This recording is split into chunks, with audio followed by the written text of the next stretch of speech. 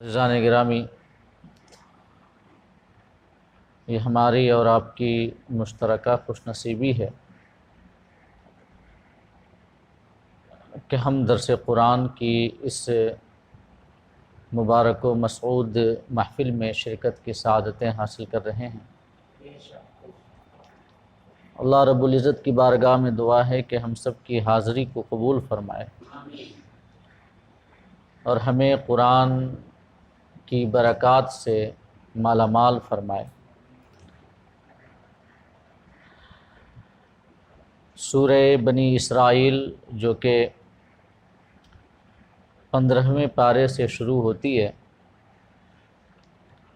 اس کے حوالے سے مسلسل پچھلی نشستوں سے ہماری گفتگو جاری ہے، اور سورہ بنی اسرائیل کی جو پہلی آیت کریمہ ہے جس میں اللہ رب العزت نے اپنے حبیب صلی اللہ علیہ وسلم کے سفر معراج کو بیان کیا ہے، اس آیت کریمہ کی روشنی میں میں کچھ باتیں آپ کے سامنے عرض کر چکا ہوں۔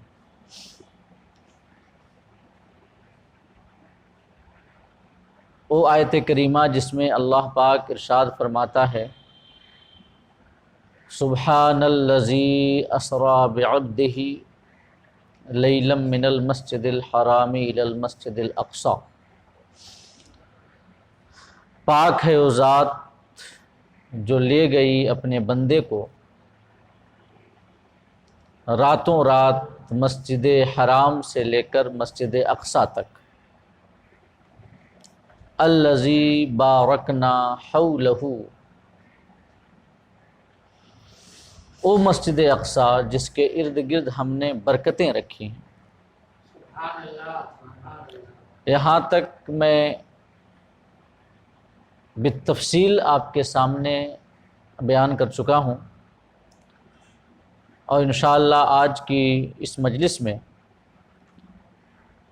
اسی آیت کریمہ کے اگلے حصے کے حوالے سے میں کچھ باتیں آپ کو بتاؤں گا۔ میں آپ کو بتا چکا ہوں کہ نبی کریم صلی اللہ علیہ وسلم کا جو سفر معراج ہوا، اس سفر معراج کی 3 منزلیں ہیں۔ پہلی منزل جو کہ مسجد حرام سے لے کر مسجد اقصی تک ہے، جس کا اللہ رب العزت نے صراحت کے ساتھ اپنے مقدس کلام میں تذکرہ فرمایا کہ سبحان الذی اسری بعبدہ لیلا من المسجد الحرام الی المسجد الاقصی الذی بارکنا حولہ۔ یہاں تک سفر معراج کا جو پہلا مرحلہ ہے اور سفر معراج کی جو پہلی منزل ہے اس کا بیان، اور یہ بیان بالتصریح ہے کہ اللہ پاک نے فرمایا کہ میں اپنے بندے کو رات کے ایک مختصر سے حصے میں مسجد حرام سے مسجد اقصی تک لے گئے۔ اس کے بعد جو سفر معراج کی دوسری منزل ہے جو کہ بیت المقدس سے لے کر کے سدرۃ المنتہا تک، 7 آسمانوں کے اوپر سدرۃ المنتہا تک جو دوسری منزل ہے اس کا، اور جو تیسری منزل ہے سدرۃ المنتہا سے عالم لامکاں تک، رب کی بارگاہ خاص تک، جہاں پہ آقا کریم صلی اللہ علیہ وسلم نے اپنے رب کا بلا حجاب اور بغیر کسی پردے کا دیدار کیا۔ یہ جو تیسری منزل ہے، تو یہ دوسری اور تیسری منزل کا ذکر اللہ پاک نے اشارتاً کیا ہے، صراحتاً نہیں کیا ہے بلکہ اشارتاً کیا ہے۔ تو آج انہی 2 منزلوں کے حوالے سے میں انشاءاللہ اپنی گفتگو آپ کے سامنے پیش کروں گا۔ تو جو دوسرا مرحلہ ہے سفر معراج کا، دوسری منزل ہے سفر معراج کی، جو بیت المقدس سے لے کر کے ساتوں آسمانوں سے پرے سدرۃ المنتہا تک ہے، اس کا ذکر اللہ رب العزت نے یوں کیا کہ لِنُرِيَهُ مِنْ آیاتنا، سبحان الذی اسری بعبدہ لیلا من المسجد الحرام الی المسجد الاقصی الذی بارکنا حولہ، یہاں تک سفر معراج کی پہلی منزل کا تذکرہ ہے کہ میں اپنے بندے کو مسجد حرام سے مسجد اقصی تک لے گیا، اور جو دوسری منزل ہے اللہ پاک نے اس کا تذکرہ کیا تو فرمایا لِنُرِيَهُ مِنْ آیاتنا، تاکہ ہم اپنے اس بندے کو اپنی بعض نشانیاں دکھلائیں، اپنی بعض نشانیاں دکھلائیں۔ اس کی تفسیر کرتے ہوئے لِنُرِيَهُ مِنْ آیاتنا، جس کا معنی ہے کہ تاکہ ہم اسے اپنی بعض نشانیاں دکھلائیں۔ علامہ محمود آلوسی بغدادی علیہ رحمت و رضوان روح المعانی میں لکھتے ہیں کہ لِنُرِيَهُ مِنْ آیاتنا ای لِنَرْفَعَهُ إِلَى السَّمَاءِ، تاکہ ہم اسے آسمان کی بلندیوں پہ لے کر جائیں۔ یہ تفسیر علامہ آلوسی بغدادی نے کی تفسیر روح المعانی کے اندر، اور فرماتے ہیں کہ اس حصے میں اللہ پاک نے اپنے حبیب کے سفر معراج کی دوسری منزل کا بیان کر دیا ہے، اشارتاً، صراحتاً نہیں۔ لِنُرِيَهُ مِنْ آیاتنا، اس کی تفصیل احادیث میں آئی، اور وہ احادیث جو ہیں وہ احادیث مشہورہ ہیں، وہ مشہور حدیثیں ہیں، لہٰذا اگر کوئی شخص آقا کے آسمانی سفر کا انکار کرے تو ہم اسے شرعاً گمراہ اور بدعتی کہیں گے، اسے کہیں گے کہ وہ بدعتی ہے، گمراہ ہے، اس لیے کہ احادیث مشہورہ کا انکار ہے، اور احادیث مشہورہ کا انکار کرنا یہ گمراہی ہے، یہ اعتقاداً بدعت ہے، بدعت اعتقادی۔ تو اللہ نے اشارتاً بیان کیا کہ لِنُرِيَهُ مِنْ آیاتنا، تاکہ ہم اپنے حبیب کو اپنی بعض نشانیاں دکھلائیں۔ اب احادیث میں ہمیں یہ تفسیر ملتی ہے کہ آقا کریم صلی اللہ علیہ وسلم بیت المقدس سے جب آسمانی سفر پہ روانہ ہوئے تو آپ کا آسمانی سفر جو صخرہ بیت المقدس ہے، جس کو قبۃ الصخرہ بھی کہا جاتا ہے، وہاں سے آپ کا آسمانی سفر شروع ہوا، اور آقا کریم صلی اللہ علیہ وسلم بیت المقدس سے پہلے آسمان تک نور کی سیڑھیوں پہ تشریف لے گئے، اور پہلے آسمان پہ جب حضرت جبریل پہنچے تو آپ نے جو وہاں پہ یہ دربان ہے پہلے آسمان کا، اس سے یہ اجازت مانگی دروازہ کھولنے کے لیے، اس سے کہا کہ دروازہ کھولیں، تو اوپر سے دربان کہتا ہے کہ کون ہے؟ تو حضرت جبریل نے کہا میں جبریل۔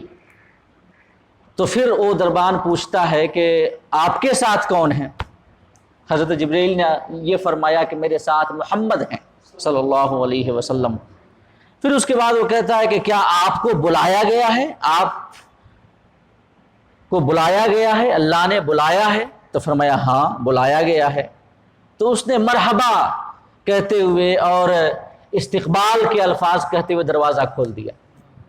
آقا کریم صلی اللہ علیہ وسلم پہلے آسمان پہ تشریف لے گئے، وہاں پہ حضرت آدم سے آپ کی ملاقات ہوئی، پھر اس کے بعد آپ دوسرے آسمان پہ تشریف لے گئے، وہاں پر بھی یہ دربان سے وہی گفتگو ہوئی حضرت جبرائیل اور اس دربان کے بیچ جو پہلے آسمان کے دربان اور حضرت جبرائیل کے مابین ہوئی تھی، اور وہاں بھی دروازہ کھولا گیا۔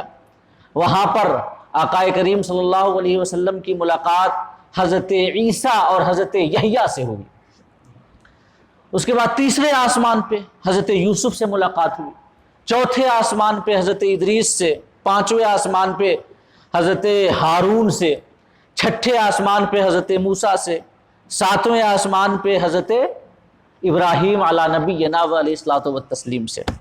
یہ 7 آسمانوں کا سفر احادیث مشہورہ سے ثابت ہے، اور ساتھ میں یہ بھی ثابت ہے کہ آقا کریم صلی اللہ علیہ وسلم زمین سے آسمان اول تک نور کی سیڑھیوں پہ گئے، آسمان اول سے 7ویں آسمان تک ملائکہ کے بازوؤں پہ تشریف لے گئے، اور 7ویں آسمان سے سدرہ تک حضرت جبرائیل کے بازوؤں پہ تشریف لے گئے۔ 7 آسمانوں کے بعد جب اوپر وہاں پہنچے سدرہ تک حضرت جبرائیل کے بازوؤں پر، تو ہم اور آپ یہ جانتے ہیں، کئی بار آپ نے سماعت کیا ہے علماء کی زبانی کہ حضرت جبرائیل وہاں پہ رک گئے، تو آقا کریم صلی اللہ علیہ وسلم نے یہ ارشاد فرمایا کہ جبرائیل آگے کیوں نہیں چلتے؟ تو حضرت جبرائیل علی نبینا علیہ الصلوۃ والتسلیم نے عرض کیا، یا رسول اللہ، اگر میں ایک بال کے برابر بھی یہاں سے آگے بڑھتا ہوں تو انوار ربانی کے تجلیات میرے پروں کو جلا کر راکھ کر دیں گے۔ اور وہاں پہ حضرت جبرائیل رک گئے، اور سدرہ سے آگے تنے تنہا آپ تشریف لے گئے۔ تو لِنُرِيَهُ مِنْ آیاتنا میں اسی دوسرے سفر معراج کی دوسری منزل کا تذکرہ ہے۔ علامہ آلوسی بغدادی نے لِنُرِيَهُ مِنْ آیاتنا کی تفسیر کی تو فرمایا اَيْ لِنَرْفَعَهُ إِلَى السَّمَاءِ، تاکہ ہم اپنے بندے کو آسمانی سیر پہ لے جائیں، آسمان کی بلندیوں پہ لے جائیں۔ تو بیت المقدس سے سدرہ تک کا جو سفر ہوا، اور آقا کریم صلی اللہ علیہ وسلم نے اللہ رب العزت کی بڑی بڑی نشانیوں کو ملاحظہ کیا، 7 آسمانوں پر تشریف لے گئے، ملائکہ سے آپ نے ملاقات کی، انبیاء سے ملاقات کی، آپ نے جنت کی سیر کی، جہنم کو دیکھا، حوض کوثر کو دیکھا، اللہ رب العزت کی بڑی نشانیوں کو آپ نے ملاحظہ فرمایا۔ یہ دوسری منزل ہے۔ اور اسی سفر معراج کے دوسرے مرحلے کے بیچ میں آقا کریم صلی اللہ علیہ وسلم نے ایک اور منظر دیکھا، جو منظر بڑا ایمان افروز ہے۔ آقا کریم دیکھتے ہیں، حضرت عبداللہ بن عباس رضی اللہ تعالی عنہ اس روایت کو بیان کرتے ہیں، حضرت عبداللہ ابن عباس رضی اللہ تعالی عنہ یہ روایت کرتے ہیں کہ آقا کریم صلی اللہ علیہ وسلم نے ایک ایسی مخلوق کو دیکھا جو مخلوق مردوں کی طرح تھی، مردوں کی طرح، اور وہ چتکبرے گھوڑوں پہ سوار تھی، وہ مخلوق بڑی لمبی چوڑی، اور سب کے سب ہتھیار سے لیس، مردوں کی طرح ایک مخلوق ہتھیار سے لیس اور چتکبرے گھوڑے پہ سوار،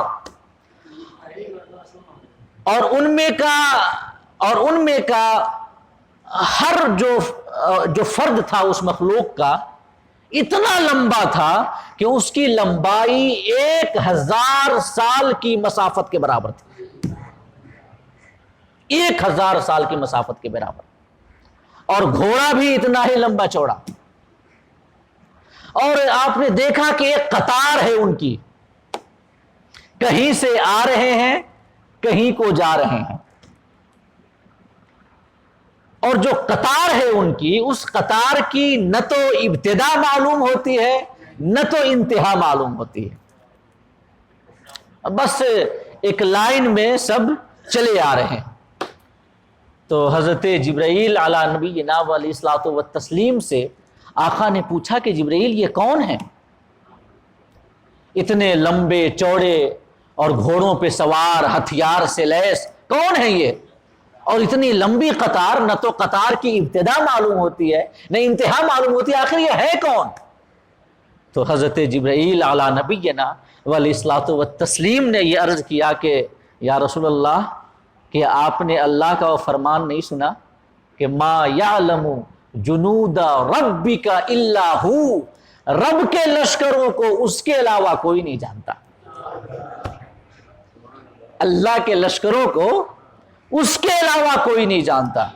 یا رسول اللہ آپ آج دیکھ رہے ہیں میں لاکھوں برس سے زمین و آسمان کے بیچ سفر کر رہا ہوں, لاکھوں برس سے, اور حضرت جبریل کی عمر, اور روایت ہمارے پیش نظر رہے کہ ایک بار آقا کریم نے پوچھ لیا جبریل تمہاری عمر کتنی ہے؟ تو حضرت جبریل علی نبینا علیہ الصلوۃ والتسلیم نے عرض کیا یا رسول اللہ اتنا تو نہیں پتا کہ ہماری ایگزیکٹ عمر کتنی ہے مجھے نہیں معلوم, ہاں اتنا پتا ہے کہ سدرہ سے اوپر چوتھے حجاب میں 70,000 سال میں ایک تارا چمکا کرتا تھا. 70,000 سال میں ایک بار یا رسول اللہ میں نے اس تارے کو 72,000 بار چمکتے ہوئے دیکھا. تو جب سے اللہ, تو یہ ان کی عمر کا حال ہے. تو فرماتے ہیں کہ یا رسول اللہ آپ آج دیکھ رہے ہیں اور آپ آج ہم سے سوال کر رہے ہیں, میں کروڑوں سال سے زمین و آسمان کے بیچ سفر کر رہا ہوں, اور جب سے میں آسمان سے زمین اور زمین سے آسمان کے بیچ سفر کر رہا ہوں تب سے میں اس قطار کو یوں ہی گزرتی ہوئی دیکھ رہا ہوں.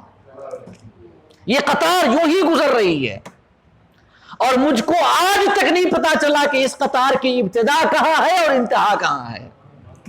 یہ کہاں سے آ رہے ہیں اور کہاں کو جا رہے ہیں مجھے آج تک پتا نہیں چلا. ما یعلم جنود ربک الا ہو. حضرت جبریل نے اس آیت کریمہ کی تلاوت کی آقا کریم کے اس سوال پر کہ یہ کون ہے, کون سی مخلوق ہے یہ. تو حضرت جبریل نے یہ عرض کیا یا رسول اللہ آپ نے نہیں سنا, اللہ فرماتا ہے کہ رب کے لشکروں کو رب کے علاوہ کوئی نہیں جانتا. تو بعض نشانیوں کی اللہ رب العزت نے اپنے حبیب کو اپنی بعض نشانیاں دکھلائیں. اب یہاں پر ایک سوال جو اکثر علماء تفسیر نے اپنی اپنی کتابوں میں لکھی ہے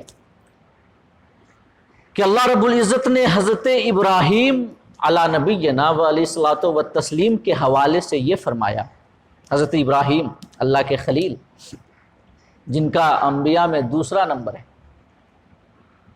آقا کریم صلی اللہ علیہ وسلم کے بعد تمام نبیوں میں سب سے افضل و اعلیٰ کون ہے؟ حضرت ابراہیم علی نبینا علیہ الصلوۃ والتسلیم, جن کا لقب ہے ابو الانبیاء,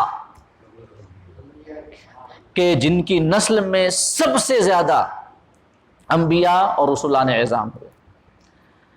تو حضرت ابراہیم علی نبینا علیہ الصلوۃ والتسلیم کے حوالے سے اللہ رب العزت نے قرآن پاک میں ارشاد فرمایا. سورہ انعام کی آیت کریمہ ہے, سورہ انعام کی آیت نمبر 75 ہے کہ اللہ فرماتا ہے وَكَذَلِكَ نُرِي إِبْرَاهِيمَ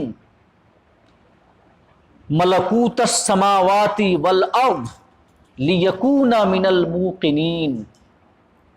اللہ فرماتا ہے کہ اور ایسے ہی ہم ابراہیم کو آسمانوں اور زمین کی بادشاہت دکھاتے ہیں, آسمانوں اور زمین کی بادشاہت دکھاتے ہیں تاکہ وہ عین الیقین والوں میں سے ہو جائے. عین الیقین, یقین کی 3 قسمیں ہیں. ایک ہے علم الیقین, وہ یقین جو علم کی وجہ سے حاصل ہو اسے کہتے ہیں علم الیقین. ایک ہے عین الیقین جو مشاہدہ کی وجہ سے حاصل ہو, اور ایک ہے حق الیقین جو تجربہ کی وجہ سے حاصل ہو. یہ حق الیقین ہے. مثال کے طور پہ ہم نے آگ سے کسی کو جلتے ہوئے کہ ہم نے یہ پڑھا یا سن کر کے ہمیں علم ہو گیا کہ آگ جلاتی ہے, تو آگ کے جلانے کے حوالے سے یہ ہمارا علم الیقین ہے. ہم نے دیکھ لیا کہ آگ نے کسی کو جلایا, یہ عین الیقین ہے. ہم نے انگلی کسی انگارے پہ رکھ دی, ہماری انگلی جل گئی, یہ حق الیقین ہے کہ ہمیں خود تجربہ ہو گیا کہ ہاں آگ جلاتی ہے. تو اللہ فرماتا ہے کہ وَكَذَلِكَ نُرِي إِبْرَاهِيمَ مَلَكُوتَ السَّمَاوَاتِ وَالْأَرْضِ, وَلِيَكُونَ مِنَ الْمُوقِنِينَ، کہ ہم ایسے ہی ابراہیم کو آسمانوں اور زمین کی بادشاہت دکھاتے ہیں تاکہ وہ عین الیقین والوں میں سے ہو جائے، وہ ان لوگوں میں سے ہو جائے جنہیں دیکھ کر کے علم حاصل ہوتا ہے اور یقین ہوتا ہے۔ تو حضرت ابراہیم کے حوالے سے تو اللہ نے یہ فرمایا کہ ہم ابراہیم کو آسمانوں اور زمین کی بادشاہت دکھاتے ہیں، اور ہمارے آقا کے حوالے سے یہ فرمایا لِنُرِيَهُ مِنْ آیاتنا، تاکہ ہم اسے اپنی بعض نشانیاں دکھائیں۔ بعض عربی گرامر کے انوسار من جو ہے یہ بعضیت کو بتانے کے لیے آتا ہے، من تبعیض کے لیے آتا ہے، تاکہ ہم اسے بعض نشانیاں دکھائیں، کچھ نشانیاں۔ تو حضرت ابراہیم کا یہ مقام کہ انہیں آسمان و زمین کی کل بادشاہت دکھائی جائے، حضرت ابراہیم کو جو کہ خلیل ہیں، اور ہمارے آقا کریم علیہ الصلوۃ والسلام جو کہ حبیب ہیں، ان کے حوالے سے یہ فرمانا کہ ہم اسے اپنی بعض نشانیاں دکھائیں۔ تو حبیب اور خلیل کے درمیان فرق ہونا چاہیے نا۔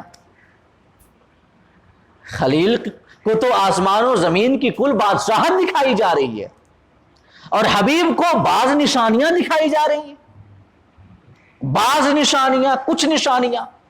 حالانکہ ہونا تو یہ چاہیے کہ حبیب کا درجہ جب خلیل سے بڑھ کے ہے تو اسے جو اللہ کے جو نشانیاں دکھائی جائیں وہ نشانیاں خلیل سے بڑھ کے ہوں،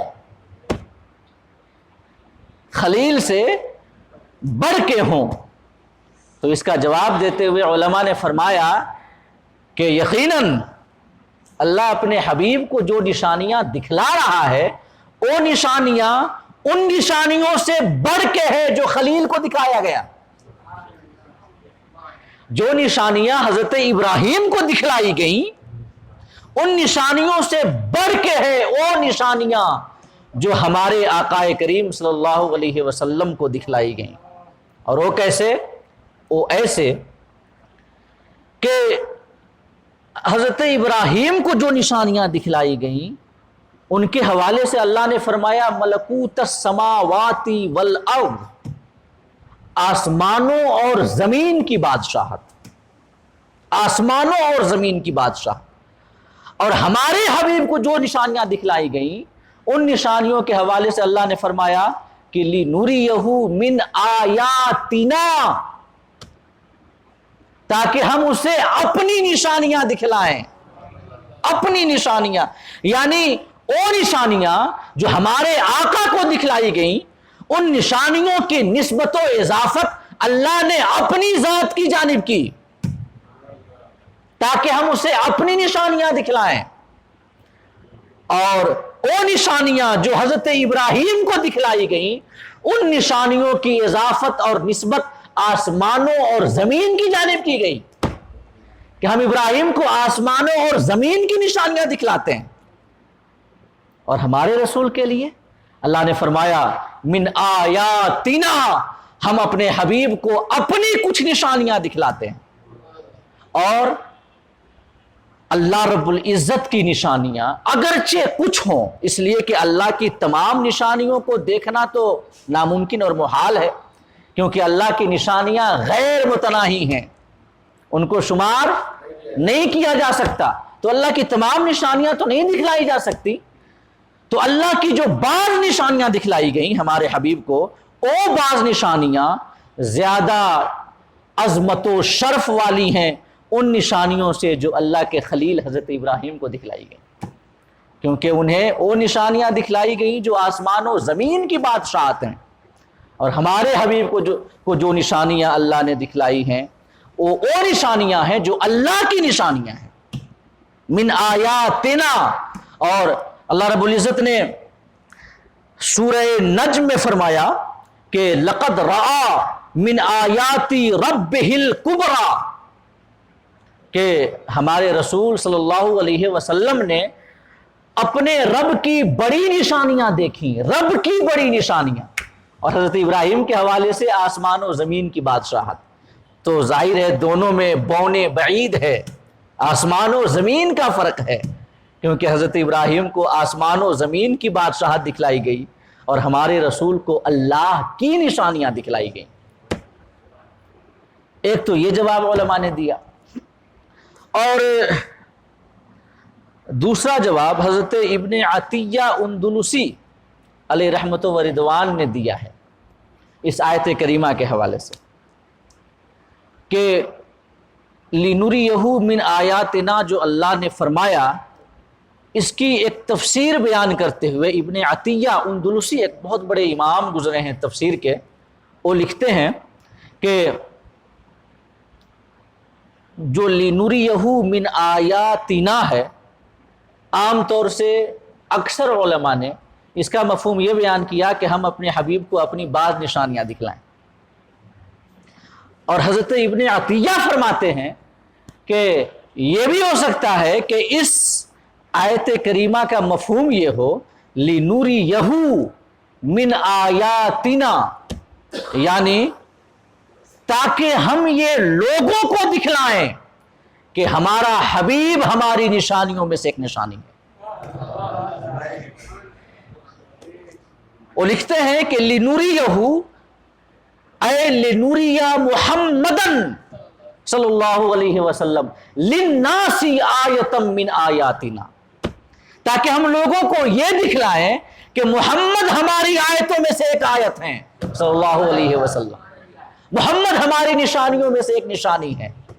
یہ تفسیر حضرت ابن عطیہ اندلسی نے بیان کی، یعنی اللہ یہ فرمانا چاہتا ہے، ایک احتمال اور ایک تفسیر یہ بھی ہے، اور یہ علم تفسیر کا قاعدہ ہے کہ مختلف علماء تفسیر کے مختلف اقوال ہوں تو ہر قول کو لیا جا سکتا ہے۔ اگر مختلف علماء مختلف تفسیریں بیان کریں تو ہر قول ہمارے لیے حجت ہے اور ہم سب کو لے سکتے ہیں۔ تو معنی یہ ہوگا کہ تاکہ ہم لوگوں کو یہ دکھائیں کہ ہم نے ایک بشر ایسا بھی پیدا کیا ہے جو عزت و عظمت، شان کی بلندی اور رفعت کے اس درجے پہ فائز ہے جس درجے پہ کوئی بڑا سے بڑا فرشتہ بھی نہیں فائز ہو سکتا، جو وہاں سے بھی آگے جا سکتا ہے جہاں سے آگے جانے میں فرشتوں کے سردار جبریل امین کے بھی پر جلتے ہیں۔ ایسا انسان بھی ہم نے پیدا کیا ہے، ایسا انسان جو کہ عالم خلق سے اوپر اور اس کائنات سے پرے لامکاں کی وسعتوں تک پہنچنے کی صلاحیت رکھتا ہے، اور رب کی بارگاہ خاص میں جسے حضوری حاصل ہو سکتی ہے، ایسا انسان اسے ہم نے پیدا کیا ہے۔ تو یہ انسان تو ہے، لیکن ساتھ ہی ساتھ اس کی عزت، اس کی عظمت، اس کا مقام، اس کا مرتبہ، اس کی منزلت کو دیکھتے ہوئے اے لوگوں، یہ ایک کوئی عام انسان نہیں بلکہ یہ ہماری نشانیوں میں سے ایک نشانی ہے، ہماری نشانیوں میں سے ایک نشانی ہے۔ کہ جیسا کہ اللہ پاک یہ فرماتا ہے سورہ نساء کے اندر، یا ایھا الناس قد جاءکم برہان من ربکم وانزلنا الیکم نورا مبینا، اے لوگو تمہارے پاس تمہارے رب کی جانب سے ایک برہان آ گیا، ایک برہان آیا، ایک دلیل آئی، اور ہم نے تمہارے طرف، تمہاری جانب ایک روشن نور اتارا ہے۔ امام طبری لکھتے ہیں کہ برہان سے مراد ہمارے آقا کے ذات گرامی ہے، اور روشن نور سے مراد قرآن مجید ہے۔ تو اللہ نے اپنے کلام میں ہمارے آقا کو برہان فرمایا، برہان یعنی دلیل، اور دلیل کا مطلب کیا ہوتا ہے کہ جس کو سمجھنے کے بعد، جسے دیکھنے کے بعد مدلول کی پہچان حاصل ہو جائے، ہے کہ نہیں؟ یہ دلیل کا کام یہی تو ہوتا ہے۔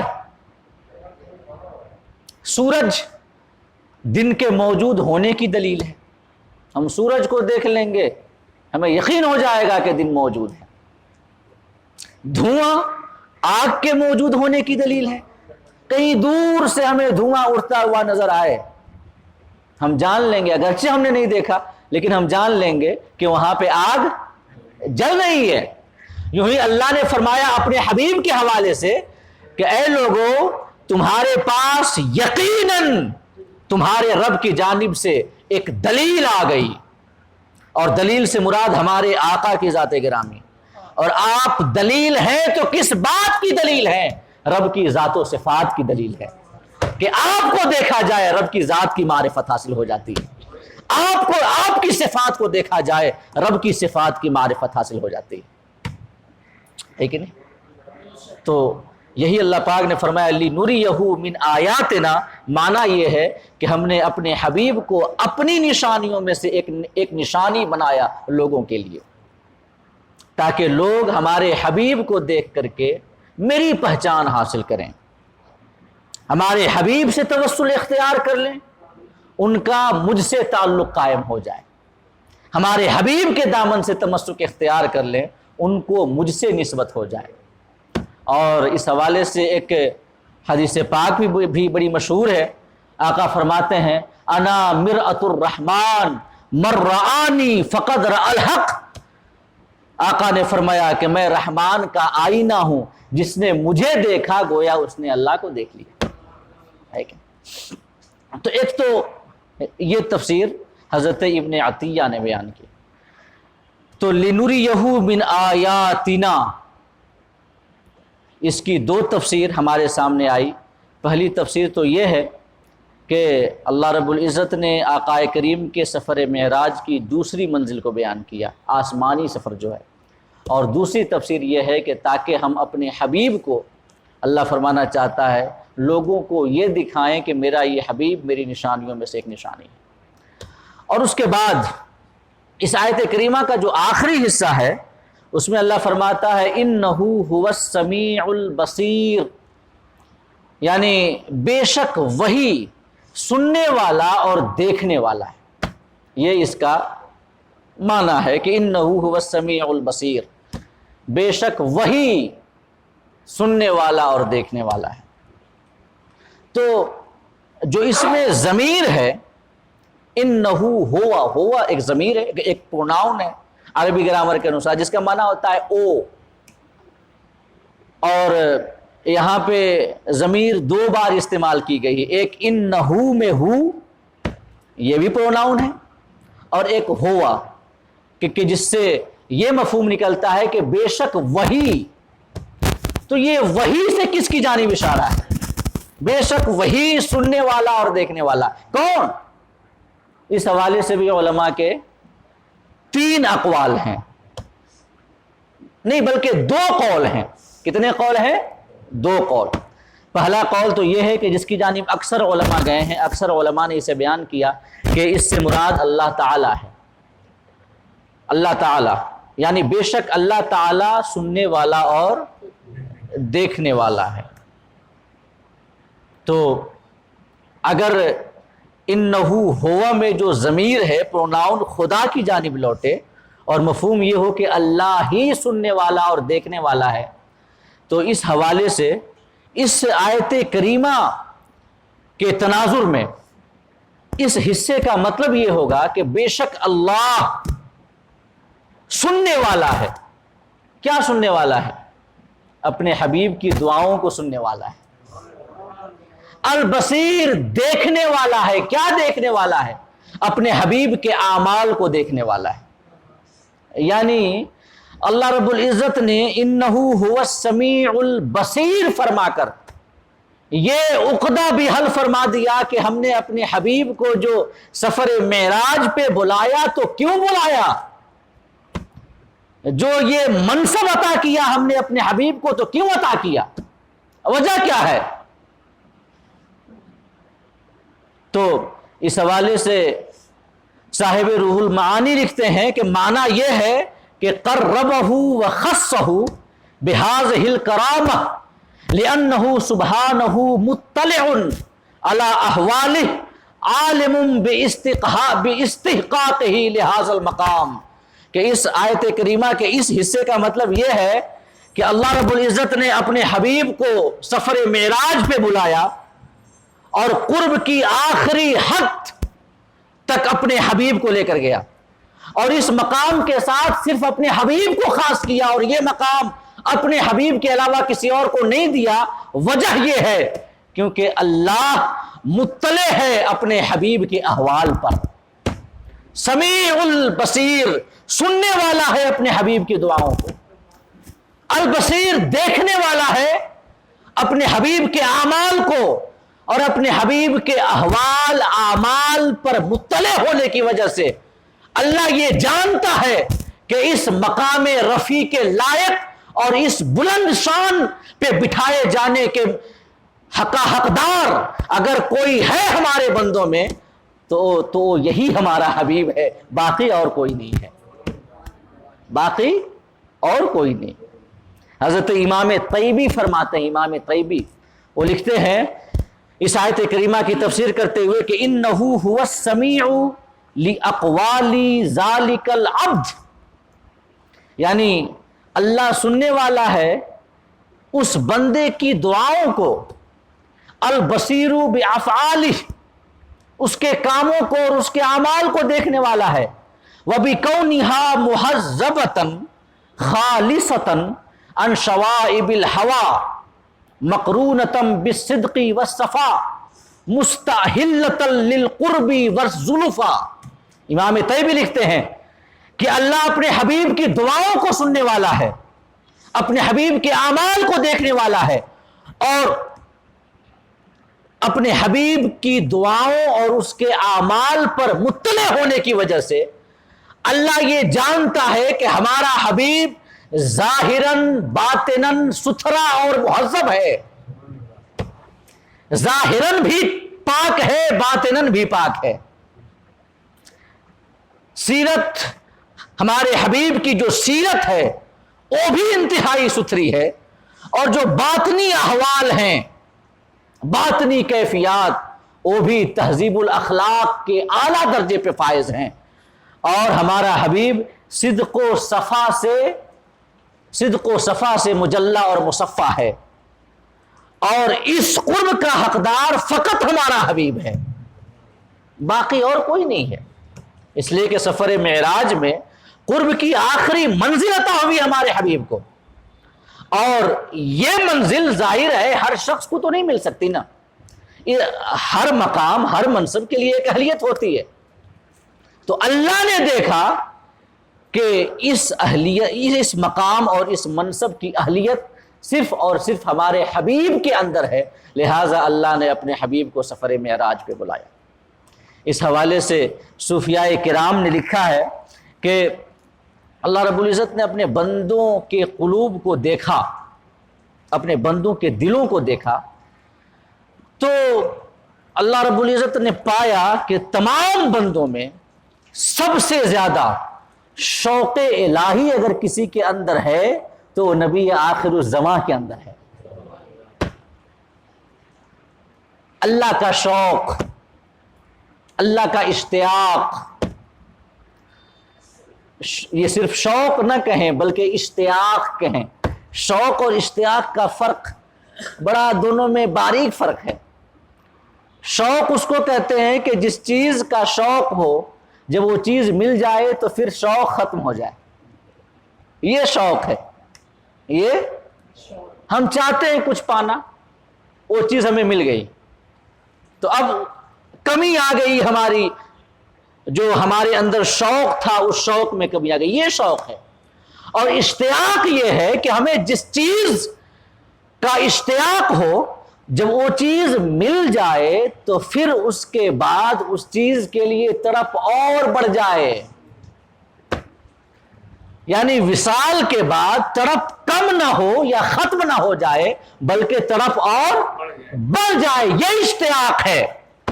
تو ہمارے حبیب کے قلب میں اللہ نے پایا کہ تمام بندوں میں سب سے بڑھ کر اشتیاق نبی آخر الزماں کے اندر ہے، لہذا سفر معراج کے لیے اللہ نے اپنے حبیب کا انتخاب کیا۔ تو انہ هو السمیع البصیر فرما کر اللہ پاک اپنے حبیب کی اہلیت کو بیان کرنا چاہتا ہے کہ ہمارے حبیب کو جو ہم نے سفر معراج پہ بلایا تو ہمارا حبیب لائق ہے اس منصب کے۔ میں اس کی باتوں کو سنتا ہوں، میں اس کی دعاؤں کو سنتا ہوں، جو راتوں کو جب پوری دنیا نیند کے مزے لے رہی ہوتی ہے اور بستروں پہ آرام کر رہی ہوتی ہے، اس وقت رات رات بھر ہمارا حبیب ہماری بارگاہ میں کھڑے ہوتا ہے اور اتنے لمبے لمبے قیام کرتا ہے کہ پاؤں میں ورم آ جاتے ہیں اور قدم مبارک کبھی کبھی سوج جاتا ہے، پھٹ جاتا ہے، خون نکلنے لگتا ہے۔ تو رات کی خلوت میں ہمارا محبوب جو ہمیں پکارتا ہے اور جو دعائیں مانگتا ہے، میں اس کی پکار کو اور اس کی دعاؤں کو سنتا ہوں اور اس کے احوال کو جانتا ہوں، اس کے افعال کو جانتا ہوں۔ لہٰذا میں جانتا ہوں کہ اس مقام کے لائق ہمارا حبیب ہے، لہٰذا ہم نے اسے اس منصب کے لیے چن لیا۔ تو اللہ نے اہلیت بتا دی۔ اور یہ علماء فرماتے ہیں، کچھ علماء، کہ انہو ہوا میں جو ضمیر ہے پروناؤن، اس سے مراد ہمارے آقا کی ذات گرامی، ہمارے آقا کی ذات گرامی۔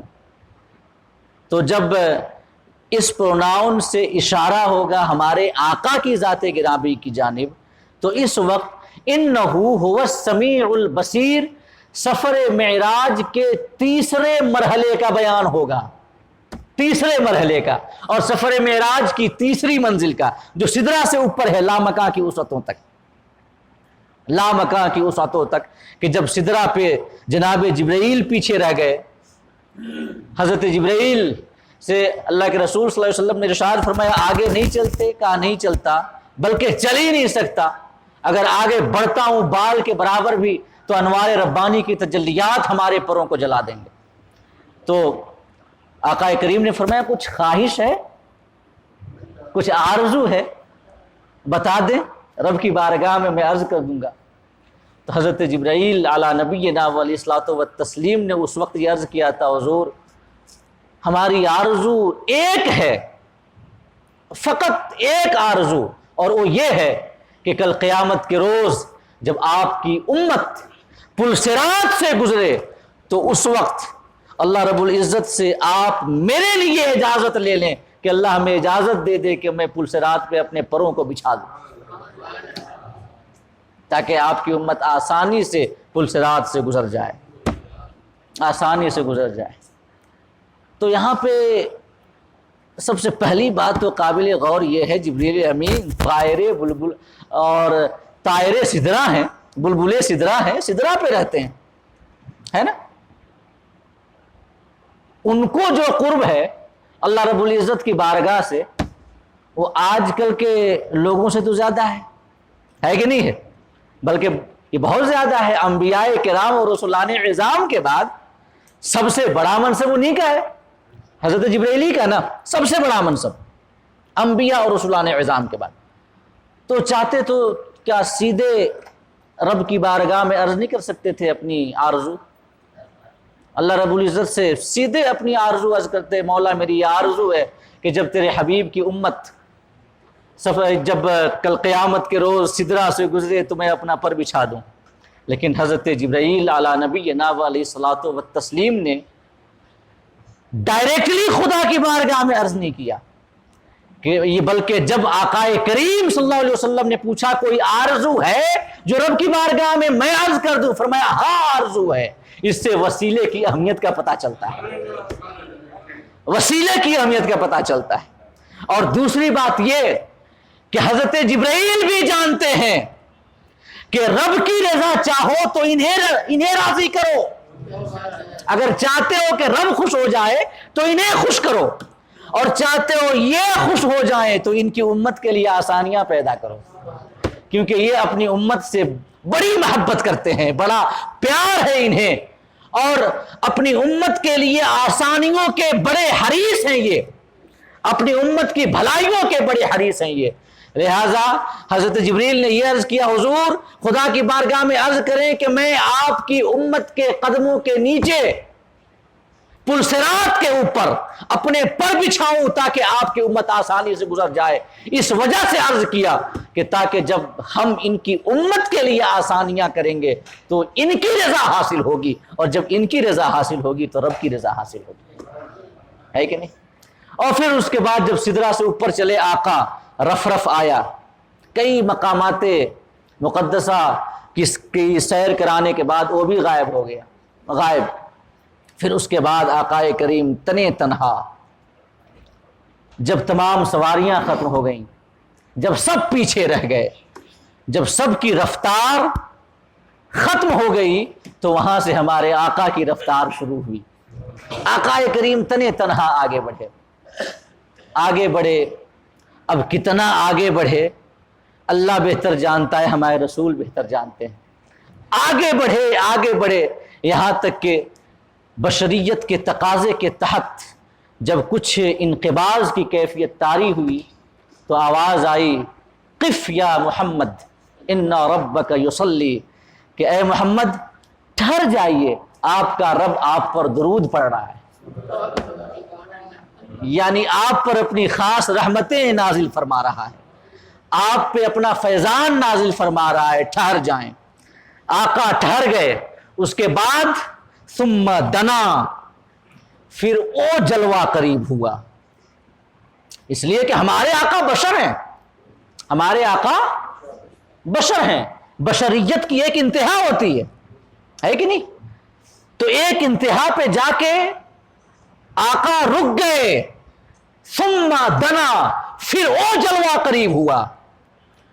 اس کی کیفیت کیا تھی ہم نہیں جانتے، اور کس طریقے سے ہوا ہمیں نہیں پتا۔ اللہ فرماتا ہے، ہمارے رسول نے فرمایا، ہمارا ایمان ہے کہ نہیں؟ اللہ نے فرمایا اپنی ذات کے حوالے سے، الرحمن علی العرش استوا، اللہ نے عرش پر استوا فرمایا۔ کسی نے امام مالک سے پوچھا، امام مالک سے، کہ اللہ تو مقام سے پاک ہے تو کیسے استوا فرمایا؟ امام مالک نے فرمایا کہ اللہ نے فرمایا کہ الرحمن علی العرش استوا، اللہ نے عرش پہ استوا فرمایا، اس کے فرمان پہ ہم ایمان رکھتے ہیں، باقی کیوں کیسے یہ ہمارا کام نہیں ہے۔ ایمان میں ایک دل کا سودا ہوتا ہے، جہاں پہ عقل کام کرنا بند کر دے وہاں پہ عقل کو لگام دے دینی چاہیے، ہم لگام دے دیں، زیادہ عقل کے گھوڑے نہ دوڑائیں۔ اللہ فرماتا ہے سورہ نجم میں، ثم دنا، پھر او جلوہ قریب ہوا۔ آقا ایک منزل پہ جا کے رک گئے، کیونکہ آپ ایک بشر ہیں، اور بشر کی ایک انتہا ہے، ایک حد ہے، اور اس بارگاہ کے لیے، اس جلوے کے لیے کوئی انتہا نہیں۔ تو او جلوہ قریب ہوا، ثم دنا، او جلوہ قریب ہوا، فتدلا، پھر او جلوہ قریب ہوا۔ اللہ فرماتا ہے قریب ہوا، فتدلا، پھر او قریب ہوا، فکان قاب قوسین او ادنا، وہ جلوہ اتنا قریب ہوا کہ 2 ہاتھوں کا فاصلہ رہ گیا، او ادنا، یا اس سے بھی کم فاصلہ رہ گیا۔ ثم دنا فتدلا، وہ جلوہ قریب ہوا، پھر قریب ہوا، فکان قاب قوسین، اس کا معنی ہے کہ 2 ہاتھوں کا فاصلہ رہ گیا۔ کیا؟ 2 ہاتھوں کا فاصلہ رہ گیا۔ اب ظاہر ہے کہ 2 ہاتھوں کے فاصلے میں ایک حد ہے نا، 2 ہاتھوں کا فاصلہ ایک حد ہے، اور اس سے ایک مسافت سمجھ میں آتی ہے، بیچ کی ایک دوری سمجھ میں آتی ہے۔ اللہ پاک نے تو فرمایا قاب قوسین، 2 ہاتھوں کا فاصلہ رہ گیا، اس کے بعد پھر اس فاصلے کو بھی مٹایا یہ کہہ کر کہ او ادنا، یا اس سے بھی کم، اس سے بھی کم، 2 ہاتھ سے بھی کم فاصلہ رہ گیا، اور اس کم کی کوئی وضاحت اللہ نے نہیں کی، کوئی تصریح نہیں کی، صراحت نہیں کی، بس فرمایا 2 ہاتھ یا اس سے کم۔ اب سمجھنے والے اپنی اپنی ظرف اور اپنی اپنی بساط کے مطابق کہاں تک سمجھیں، یہ اپنے اپنے حوصلے اور اپنے اپنے ظرف کی بات ہے۔ کتنا وہ قریب ہوا اللہ جانے، اس کے رسول جانے۔ ہمارا ایمان یہ ہے کہ ہمارے رسول نے اپنے رب کو دیکھا، بارگاہ خاص میں حاضری نصیب ہوئی، لیکن اس کے باوجود بندہ اور معبود کا فرق باقی رہا، خالق و مخلوق کا فرق باقی رہا۔ اللہ فرماتا ہے فَأَوْحَا إِلَىٰ عَبْدِهِ مَا أَوْحَا، وہاں پر بھی اللہ نے اپنے بندے کی جانب وحی کی جو وحی، تو عبد اور معبود کا فرق باقی رہا۔ اب یہاں پر دو روایتیں اس حوالے سے بڑی ایمان افروز ہیں۔ جو آقا کریم صلی اللہ علیہ وسلم نے شب معراج عرش پہ لکھا ہوا دیکھا. سنیے گا دو روایتیں اختصار کے ساتھ. آقا کریم فرماتے ہیں، یہ تفسیر در منصور کے اندر امام سیوطی نے ان دو روایتوں کو نقل کیا. آقا نے فرمایا کہ جب میں معراج پہ تشریف لے گیا تو میں نے عرش پہ دیکھا. عرش پہ آقا کریم صلی اللہ علیہ وسلم یہ ارشاد فرماتے ہیں کہ میں نے عرش پہ دیکھا لا الہ الا اللہ محمد الرسول اللہ ابو بکر الصدیق عمر الفاروق اور عثمان الغنی لکھا ہوا تھا. اور یہ روایت بیان کی حضرت علی نے. کس نے بیان کی؟ مولا علی نے یہ روایت بیان کی. میں نے عرش پہ دیکھا لا الہ الا اللہ محمد الرسول اللہ ابو بکر الصدیق عمر الفاروق عثمان الغنی. یہ پوری عبارت لکھی ہوئی تھی اور اس روایت کو بیان کرنے والے کوئی اور نہیں مولا علی ہیں، جن کی آڑ لے کر کے کچھ لوگ شیخین پہ قسم قسم کی تبرہ بازی کیا کرتے ہیں. حضرت ابوبکر کے حوالے سے، حضرت عمر فاروق اعظم کے حوالے سے قسم قسم کی باتیں کیا کرتے ہیں، ان کی عظمت کے حوالے سے، ان کی شان کے حوالے سے. اور حضرت علی ان کی شان میں روایت کر رہے ہیں اور حدیث رسول کو بیان کر رہے ہیں. اس سے سمجھ میں آتا ہے کہ ان شیوخان مقدس کے دلوں میں ایک دوسرے کے لیے کتنا ادب و احترام تھا. یہ میں روایت اس وجہ سے بیان کر رہا ہوں نا کیونکہ عصر حاضر میں رفض کا فتنہ بڑی تیزی کے ساتھ بڑھ رہا ہے. شیعیت. اور ایک اور روایت آقا کریم صلی اللہ علیہ وسلم نے فرمایا کہ میں جب جنت میں گیا تو میں نے ایک پھل دیکھا، ایک پھل دیکھا جو کہ انتہائی خوشبودار، انتہائی لذیذ، ایک جنتی پھل. میں نے اسے کھا لیا اور اسے کھانے کے بعد وہ جو غذا میرے جسم میں گئی، اس روایت سے بھی سمجھ میں آیا کہ آپ جنت میں اپنے جسد اطہر کے ساتھ تشریف لے گئے، ہے کہ نہیں؟ آپ نے دیکھا کہ میں نے ایک پھل کھایا انتہائی خوشبودار، انتہائی لذیذ، اور میں کھایا اور اس کی وجہ سے جو میرے اندر اس کی غذائیت کی وجہ سے اللہ نے میرے صلب میں جو نطفہ پیدا کیا، اس نطفے سے ہماری بیٹی فاطمہ پیدا ہوئی. اسی وجہ سے میری بیٹی فاطمہ سے جنت کی خوشبو آتی ہے. میں جب بھی جنت کی خوشبو سونگنا چاہتا ہوں تو میں فاطمہ کو سونگ لیتا ہوں. تفسیر در منصور کے اندر یہ بھی ایک روایت موجود ہے. آقا نے فرمایا کہ میں نے جو جنتی پھل کھایا تو اس کی غذائیت جو ہمیں حاصل ہوئی اور اس سے جو نطفہ بنا، اس نطفے سے ہماری بیٹی فاطمہ جنمی، اور اسی وجہ سے فاطمہ سے جنت کی خوشبو آتی ہے. میں جب بھی جنت کی خوشبو سونگنا چاہتا ہوں فاطمہ کو سونگ لیتا ہوں. یہ دوسری روایت. اور ایک اور تیسری روایت، حضرت آپ نے نبی کریم صلی اللہ علیہ وسلم نے فرمایا کہ میں نے عرش پہ دیکھا لکھا ہوا کہ اگر کوئی صدقہ کرے، اگر کوئی، تو اسے 10 گنا ثواب ملے گا، اسے 10 گنا ثواب ملے گا. اور اگر کوئی کسی کو قرض دے تو 18 گنا ثواب ملے گا. کتنا ثواب ملے گا؟ 18 گنا ثواب ملے گا. تو جب میں نے اسے دیکھا تو جو یہ روایت میں آتا ہے کہ راوی نے آقا کریم صلی اللہ علیہ وسلم سے نہیں، بلکہ آقا کریم صلی اللہ علیہ وسلم نے اس روایت جو کہ عرش پہ لکھی ہوئی تھی، یہ روایت، اس کے حوالے سے جبریل امین سے پوچھا، جبریل امین سے، کہ آخر ایسا کیوں ہے؟ اگر کوئی صدقہ کرتا ہے انسان تو دے ہی دیتا ہے، اور جب قرض دیتا ہے تو بعد میں واپس بھی تو لیتا ہے. تو ہونا تو یہ چاہیے نا کہ صدقہ میں زیادہ ثواب ہو اور قرض دینے میں کم ثواب ہو.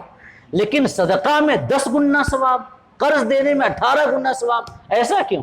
تو جبریل امین علی نبینا علیہ الصلوۃ والتسلیم نے عرض کیا یا رسول اللہ جب کوئی کسی کو صدقہ دیتا ہے تو ہو سکتا ہے کہ اس وقت اس کی ضرورت کے لیے کافی مال موجود ہو سکتا ہے کسی فقیر کو صدقہ دیا گیا، ہو سکتا ہے اس کے پاس کچھ مال ہو، لیکن جب کوئی کسی کو قرض دیتا ہے تو اس وقت وہ ایسا وقت ہوتا ہے کہ وہ شخص بالکل ضرورت کا کوئی مال نہیں ہوتا، اس کے پاس کچھ نہیں ہوتا، اور پھر وہ اس وقت کچھ نہیں ہوتا تب وہ مطالبہ کرتا ہے تو اس کی ضرورت زیادہ ہوتی ہے، اس کی حاجت زیادہ ہوتی ہے، اور چونکہ ضرورت و حاجت قرض مانگنے والے کی زیادہ ہوتی ہے، اسی وجہ سے اس وقت اگر دیا جائے تو یہ انسانیت کی زیادہ خدمت ہے بنسبت صدقہ کے، کیونکہ ہو سکتا ہے کہ اس کے پاس پہلے سے کچھ موجود ہو تو اسے ضرورت نہیں ہوگی،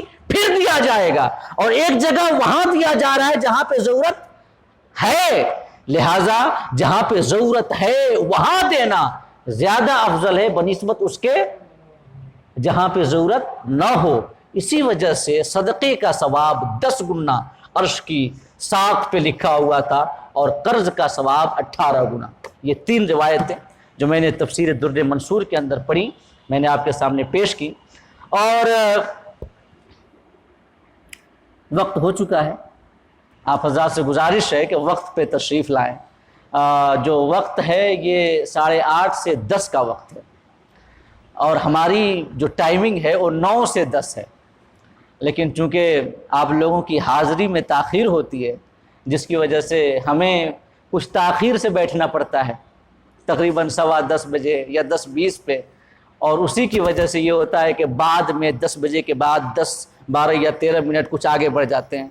آپ سے ہم استدعا کریں گے، اپیل کریں گے، درخواست کریں گے کہ 8:30 سے 10 یہ ٹائمنگ ہے، اور ہماری یہ خواہش ہے کہ وقت سے یہ پروگرام شروع ہو اور وقت پہ ختم ہو، لہٰذا آپ وقت سے تشریف لائیں تاکہ وقت سے بیان شروع ہو اور وقت پہ بیان ختم ہو۔ اللہ رب العزت ہم سب کو کہنے سے زیادہ اور سننے سے زیادہ عمل کرنے کی توفیق عطا فرمائے۔ کچھ باتیں باقی رہ گئی ہیں، انشاءاللہ انہیں اور آگے کی آیات کے حوالے سے ہم باقی باتیں اگلی نشست میں آپ کے سامنے عرض کریں گے انشاءاللہ۔